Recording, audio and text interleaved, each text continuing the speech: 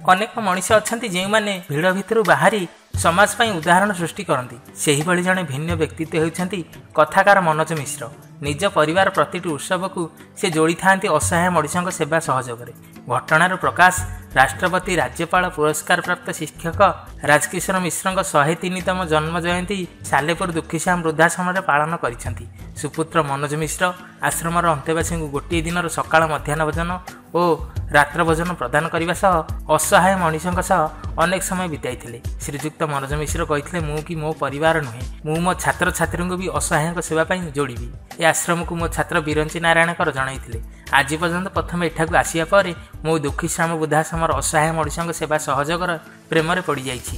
अनुष्ठानर कार्यकर्ता और अध्यक्ष अजय जेना को सेवाई जेते धन्यवाद देले भी कम पड़ो। केवल बापा माँ श्राद्ध वार्षिकी नुहे नाती और नातुणीर जन्मदिन भी यही आश्रम पालन करी 3 पीढ़ी को दुखी असहाय सेवार जोड़ी। नारायण कर सालेपुर देखु आज हूँ गोटे पुण्य तिथि। आज हूँ पंडित राधानाथ रथंकर जयंती आउ राष्ट्रपति पुरस्कृत राज्यपाल पुरस्कृत जड़े आदर्श शिक्षक राजकिशोर मिश्रंकर 103तम जन्म जयंती।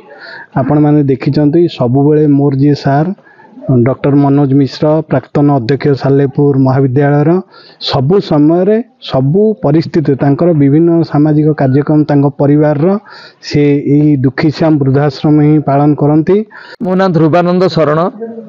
ये जो मनोज सार आछंती सी आमर निकटतम लोक सर वृद्धाश्रम को मु प्रथम थर आसी अति वास्तव कथा आपण कहउचंती। जहा हो एते बड़ पदवी रे थाई से तांकर जो मनोवृत्ति जे सेवा करिबा सेवा मनोवृत्तिटा सेटा तांको भितरे हृदय रे अछि तांको भितरे अछि एवं तांकर सेटा जन्मगत। मु सालेपुर कॉलेज रो अध्यक्ष हिसाब रे थिली 1916 मसीह रे अवसर नै कि एबे भुवनेश्वर अवस्थान करछि। प्रथम थर एठी आसीथिली मोर छात्र श्रीमान बिरंचींकर अनुरोध रे तो मु मुग्ध हो जाइए। ये खाली वृद्धाश्रम नुहे ये केमती लोकंकर सेवा करा जाए। वृद्धाश्रम खाली लोकों को रखी दौरान बाहर को शो करमती किसी ना ये प्रकृत सेवा इवन निज पिला माने भी एमती सेवा करें से सेवा कर। कटक जिलार महेश्वर बेहेरा रिपोर्ट सत्यम टीवी।